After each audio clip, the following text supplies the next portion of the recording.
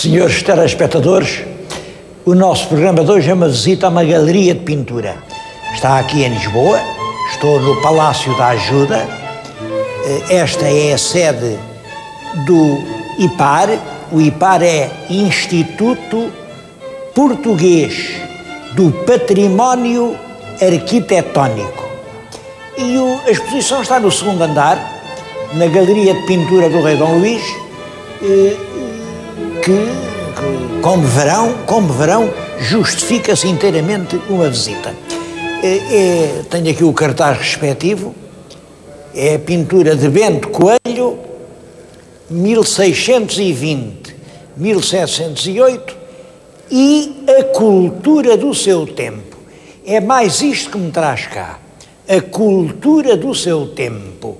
Vamos, portanto, fazer algumas reflexões sobre a cultura e a mentalidade e a posição dos homens de pensamento neste tempo, de 1620 a 1708. Como veem, é o fim do século XVII e os primeiros anos do reinado de Dom João V. Propriamente antes de entrarmos na exposição, eu queria passar ali por um serviço que acho muito engraçado. Muito engraçado. É o serviço educativo que o IPAR mantém. O IPAR mantém um serviço com o seu pessoal e recebe marcações de escolas aqui da região de Lisboa, e vêm os meninos e vão visitar a exposição, vão fazer, composições teatrais inspiradas pelos próprios quadros que veem, e depois vão pintar. Vamos vê-los pintar.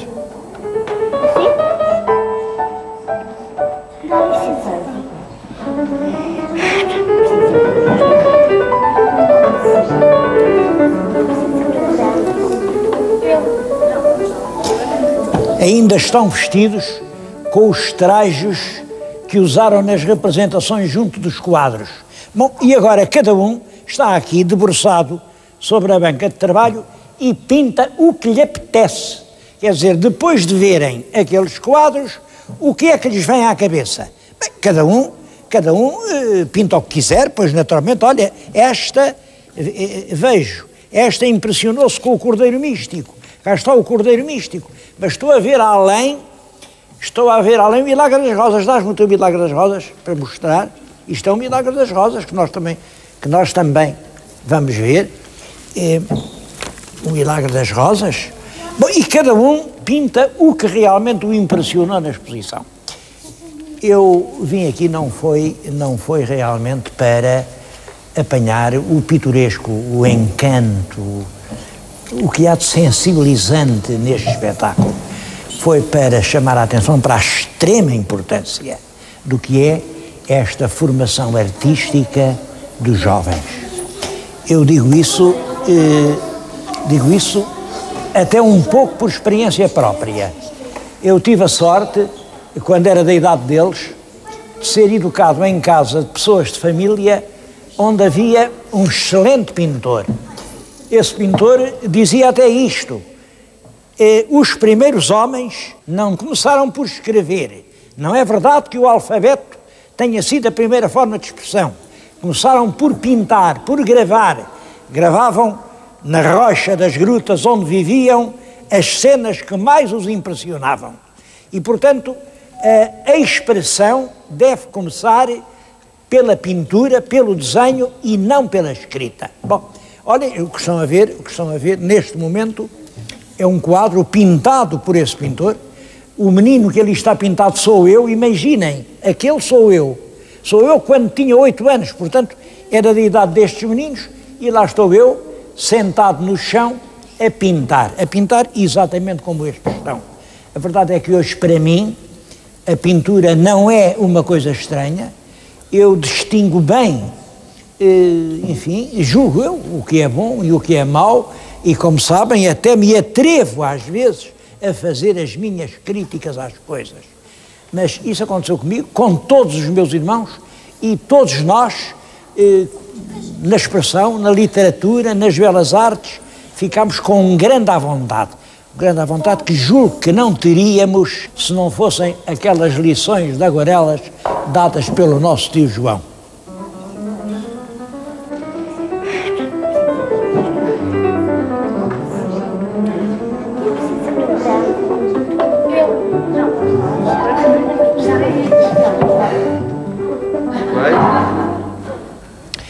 Essa época, que vai de 1620 a 1708, é, em Portugal, uma época atormentada de acontecimentos políticos.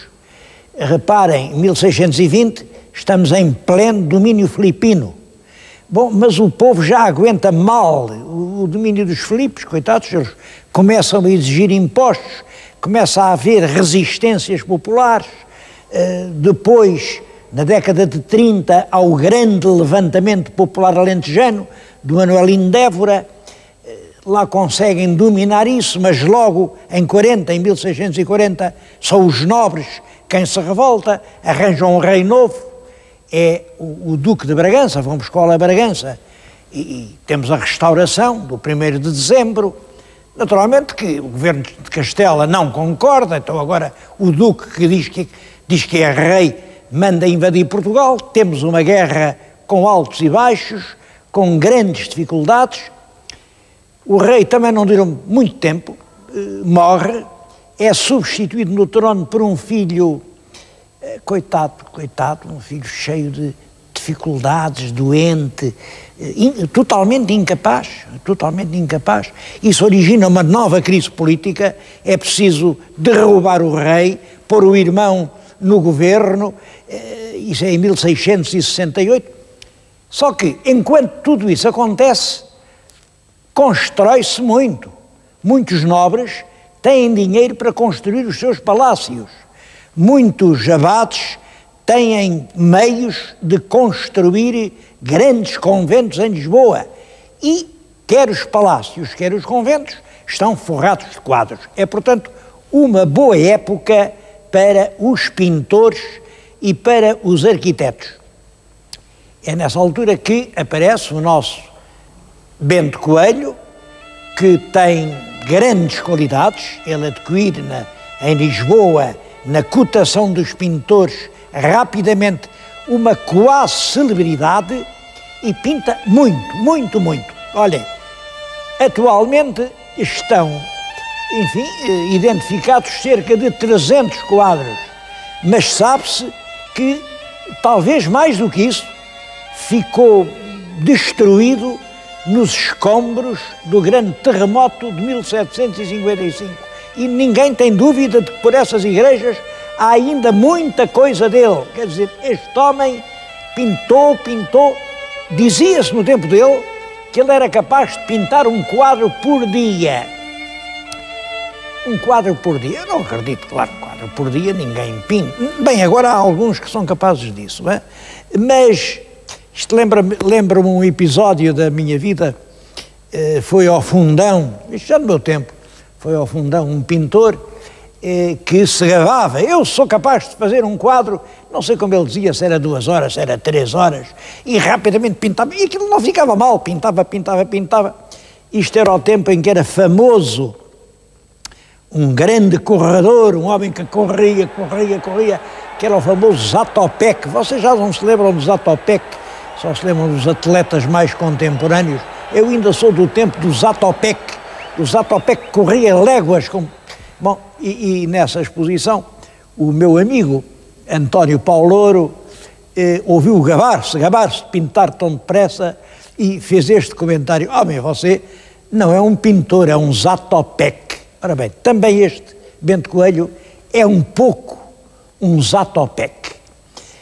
E como sabem, depressa e bem, há pouco quem. Claro que estes quadros que vamos ver são muito bonitos. Ele tem este condão. Pinta muito e pinta quadros muito bonitos. Bom, quando a gente vai ver, primeiro, a originalidade. Não tem. Ele não pinta nada que não tenha sido já pintado. Ele não inventa nada que não tenha visto muitas vezes cenas semelhantes. é um pintor imensamente convencional. Tenho aqui junto de mim, já viram? Isto é o Milagre das Rosas. Só que no Milagre das Rosas, como ele se conta, é aquele milagre do Dom Dinis. Isabel, Isabel, que levas no regaço? São rosas, senhor. E ela abriu o manto e eram realmente rosas que escondiam, porque houve o prodígio, o pão que ela levava para os pobres transformou-se em rosas. Aqui é o milagre às avessas. Ela andava a fazer as obras em Alenquer, isto é a lenda que ainda hoje está em Alenquer, andava a fazer lá aquela grande albergaria que se liga com os inícios do culto do Espírito Santo, e acabou-se o dinheiro e ela resolve oferecer a cada trabalhador uma rosa. Bem, eu acho que é aí que começa a história dos salários em atraso. Uma rosa não é coisa que se coma, portanto não é moeda com que se pague.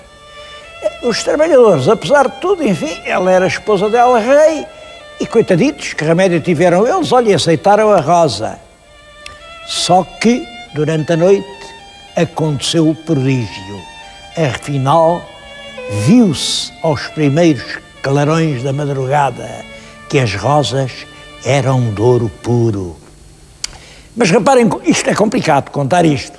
Como é que ele ia pôr as rosas que saíram do regaço, pôr as rosas de um jardim e que de manhã já cintilavam com ouro puro? Ele resolve isso com a maior simplicidade. Reparem, fez o câmbio. Aqui são rosas, mas aqui já é uma moeda de prata a luzir. Esta simplicidade imediata, quase infantil, é assim que ele resolve os problemas. O quadro, em todo caso, reparem que não é feio. A figura da rainha, os trabalhadores são tipos populares do tempo dele, porque ele mantém um certo realismo. Bom, e até o quadro marca, reparem, para aqui é o povo, suor, dureza, pobre gente. Para aqui é a princesa e os seus conselheiros. Olhem, estes meninos vestidos de seda, é uma altura em que é flagrante a diferença entre dois mundos. O mundo dos pobres, que é daqui para aqui, o mundo dos ricos, que aqui começa. Muitas vezes os quadros deles têm alguma intenção. Agora vou-lhes falar de outro. Aquela dela representa um milagre de que se falava muito naquela altura, que é a aparição da cruz com esta mensagem: in hoc signo vinces. Com este sinal tu vencerás. Bom, o que é que se passava? O Império Romano estava já a desconjuntar-se, a autoridade imperial era disputada por muitos caudilhos e, neste caso, um deles, Constantino, que veio a ser depois o fundador de Constantinopla, avança com o seu exército sobre Roma, onde está um outro imperador, que é o Maxêncio. O Constantino tem um exército menos numeroso que o seu rival, que está em Roma. A batalha é, portanto, difícil, e é aí que se diz que ele olhou o céu e viu a cruz. Com este sinal vencerás. O sentido é óbvio, é que, entretanto, isto é a data exata é 312.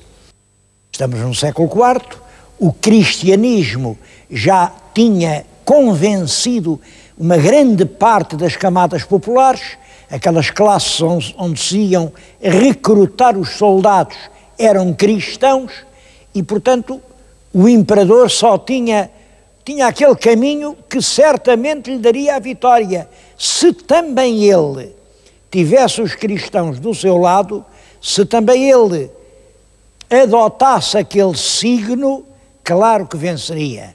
Com aquele sinal venceria. E venceu. Isto foi verdade. É essa lição que aqui está, Mas reparem como a tela primeiro é bonita, não há dúvida. Muita composição, muito movimento. As massas dos soldados deste lado parecem vir para aqui com os estandartes em riste, além os cavaleiros. Bom, a figura do imperador em primeiro plano, com o cavalo levantado. É ali que está o guerreiro que vimos há bocadinho no cartaz. Está junto do imperador e é o guerreiro que lhe diz, segundo a lenda, se tu mandasses pintar essa cruz que viste no céu nas nossas bandeiras.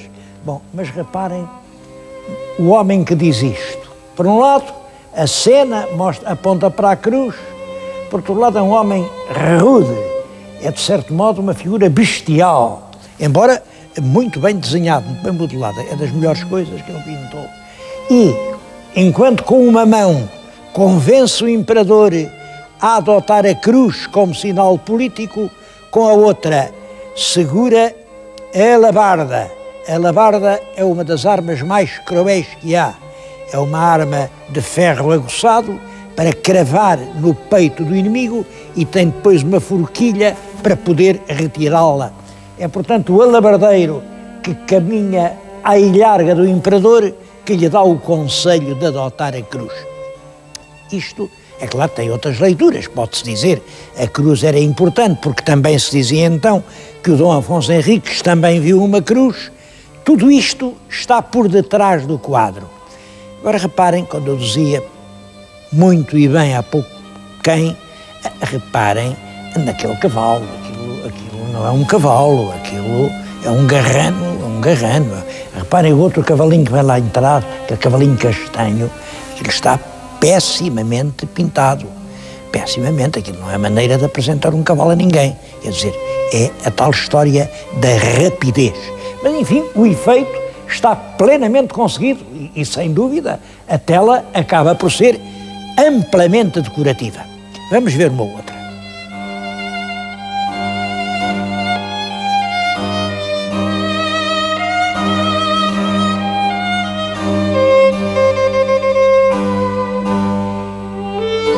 Todos os quadros aqui desta sala são pintados quando Bento Coelho já passou os 80 anos. Portanto, representam o fim da sua obra. Eu queria fazer um comentário muito especial a este.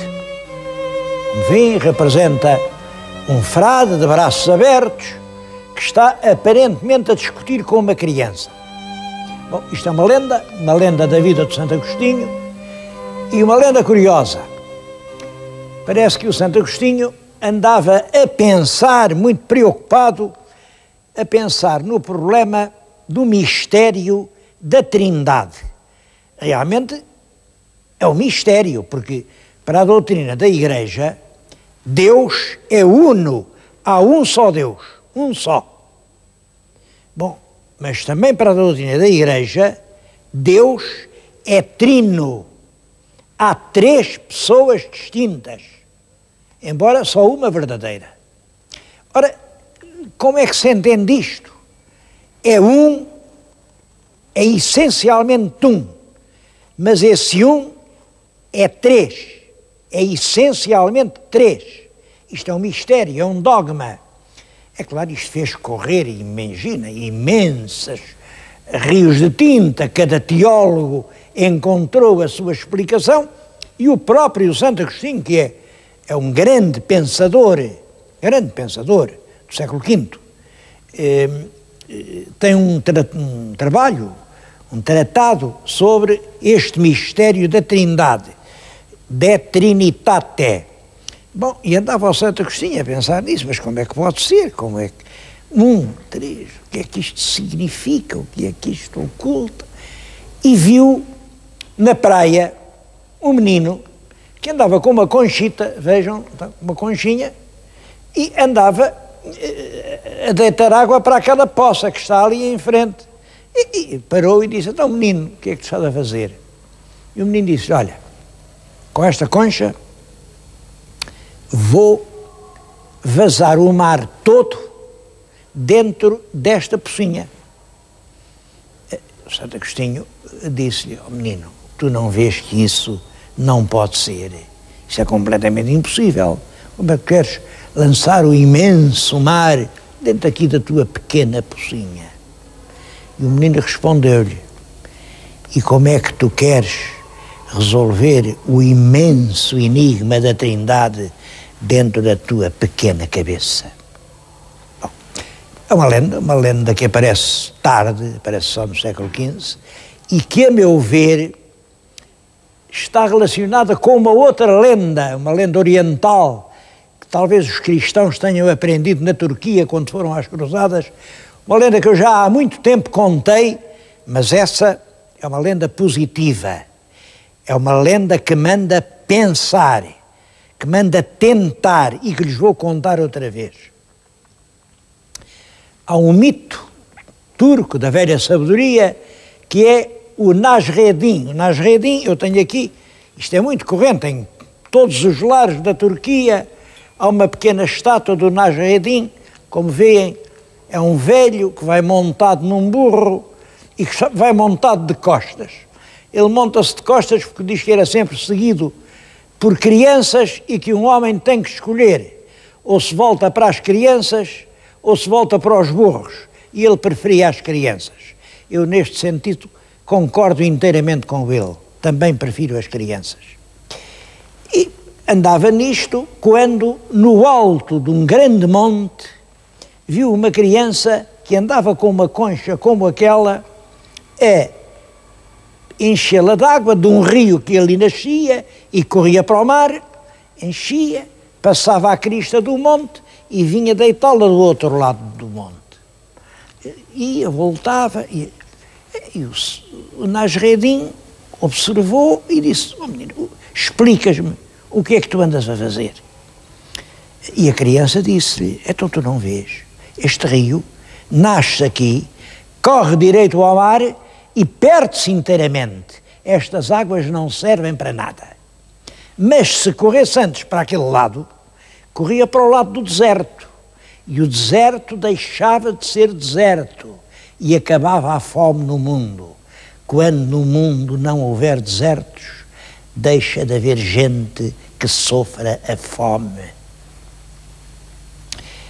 E o Nasreddin disse-lhe: "Isso é verdade, mas tu não vês que é completamente impossível tu sozinho com essa concha virares o sentido do rio?" E o menino respondeu-lhe: "Sim, sozinho é completamente impossível, mas se toda a gente do mundo me quiser ajudar, a fome acaba no mundo." Eu acho essa história extremamente verdadeira e continua a ser verdade, embora a gente não queira aceitá-lo. Se toda a gente no mundo quiser ajudar, acaba a fome no mundo.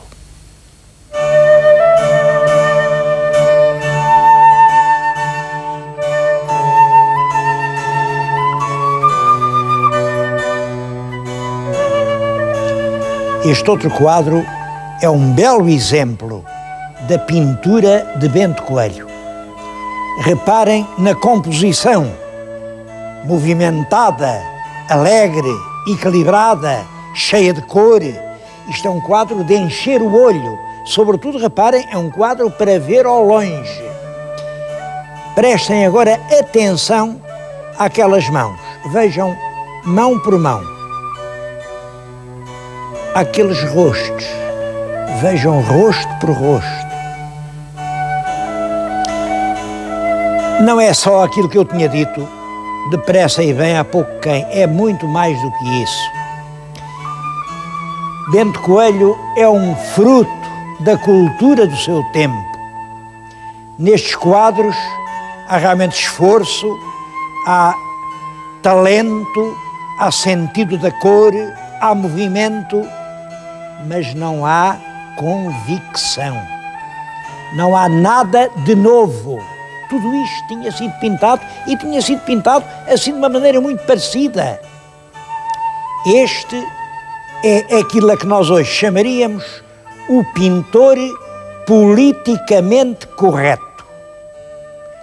Só que ser politicamente correto no século XVII era ser obediente, medroso, prudente, complacente, incapaz de imaginar, não pôr realmente um pé fora do trilho. E essa é a pintura de Bento Coelho. Em minha ideia, foi um homem vítima da sua época. Bom, e a mim custa-me aqui, numa exposição que eu acho que representa um grande serviço prestado à cultura nacional, apresentar a enorme obra de um pintor quase esquecido. Custa-me estar aqui a dizer esta opinião. Um homem que foi vítima do seu tempo, porque todos nós travamos com o tempo em que vivemos uma batalha em que somos forças iguais. É o tempo e somos nós. Ou nós vencemos o tempo, ou o tempo passa por cima de nós. Acho que este homem, politicamente rigoroso, exato, que nunca causou calafrios a ninguém, nunca levantou uma dúvida, nunca fez assim um arrepio, será, não será, nunca fez nada de novo. Estava inteiramente correto. Foi essa a razão do seu imenso êxito. Nunca ninguém pintou tanto como ele. Mas é também essa a razão da sua inexorável mediania. Não chegou a alinhar no número dos verdadeiramente grandes.